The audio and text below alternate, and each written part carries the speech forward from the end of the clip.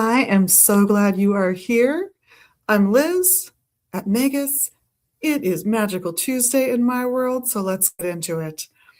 Today, I want to talk about the power of association. If you are doing spell work and you're using any tools or implements to help you with that work, then what matters is the type of tool that works best for you and that means something to you personally. So last week I talked about color magic, I think it was last week, and in this longer format, I mentioned that if the color doesn't mean what all the books say it's supposed to mean when you look at it, it means what you think it means, that matters. It also matters the modality you use. If lighting a candle that is a color that you think is appropriate on a candle holder that you think is the right candle holder, even if the right candle holder is the one you own, right? And you don't even have the right color candle, and you took some foil and you jammed it in so you could put the candle that's too skinny into that holder, darn it. That's the right tool for the job. But the right modality matters too. If you like lighting a candle, concentrating on that for a brief period of time, and then letting it burn all the way down to carry your message out to the universe, then that's a great set of symbols and a good modality for you. But maybe you're a more physical person, not quite so visual, and you want something more palpable. Well, this is where those little symbols that I've recommended can come in handy. You want to bless something. Come up with a symbol that for you means blessing, that is simple, short, and that you can do without thinking about it, and that you can do without anybody necessarily knowing what you're doing or seeing you doing it, right? Or do not magic. What's not magic? You're going to tie a knot that can be pulled apart just by pulling the two strings. You can figure it out. I promise. There's YouTube tutorials on this that are not even part of the magical realm.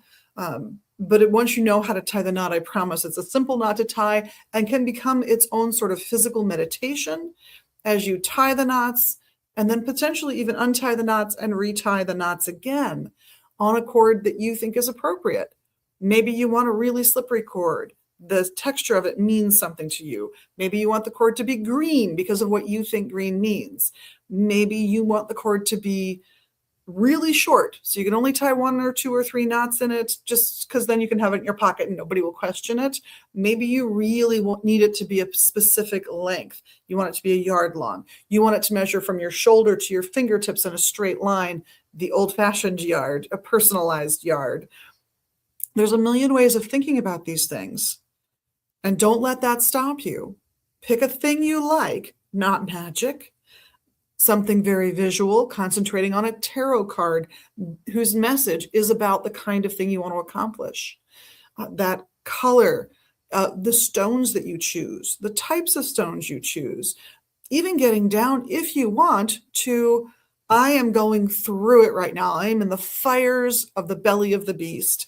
I need an igneous rock. I need a rock that has been through that journey as its most recent form of existence, and it is an igneous rock as a result. You pick up the lava rock that we have here, perhaps, and then maybe dress it with some scented oils or some essential oils that, again, you can associate with the thing that you're trying to focus on and work on. And the reason to use these items, these objects, isn't because you don't have power. You do. It isn't because they have an inherent power.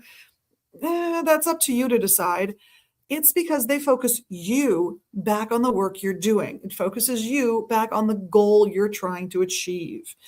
So if you want to do healing work for someone and you think blue is not the perfect healing color or isn't the perfect healing color in this case, pick the color you think is right. Do the thing that works best for you going forward. And if you need ideas and inspiration, I'm going to suggest that there are tons of spell books. Some are individually focused, some are not. You can come and take classes here if you have that ability. But Practical Prosperity Magic is what inspired today's talk. This has been edited by Ellen Dugan. And I say edited by only because as I glance through it and read some of the workings in here, they are credited to other authors, which I think is a beautiful way of doing an edited together book like this, giving credit to the person who is in charge of the product as the author and then giving credit to each individual person who contributed essay by essay. This is a fantastic little book for that. So looking for prosperity, there's a lot of books out there on it. This would be a good one and a fun one, in my opinion. But don't be afraid because it says something in the book that you can't alter the book. It's your book. Take notes in it. Say, tried this spell, didn't like it, didn't work for me, changed 3 things, tried it again, and everything came together perfectly. Now you know when you do this kind of work, you're going to do the spell altered in a way that meant something to you personally. That's kind of the point of all of this. It is about your experience, your spirituality, your religious practices, your spell work, your magic. Make it yours. In the meantime, I and the rest of the staff, thank you so much for being your amazing magical you. We love that about you. And of course, we appreciate the little magical things you can do here in social media land. I know you know what they are. And we hope to all see you here at the shop, Magus Books in Minneapolis, or check us out online at magusbooks.com. Blessed be.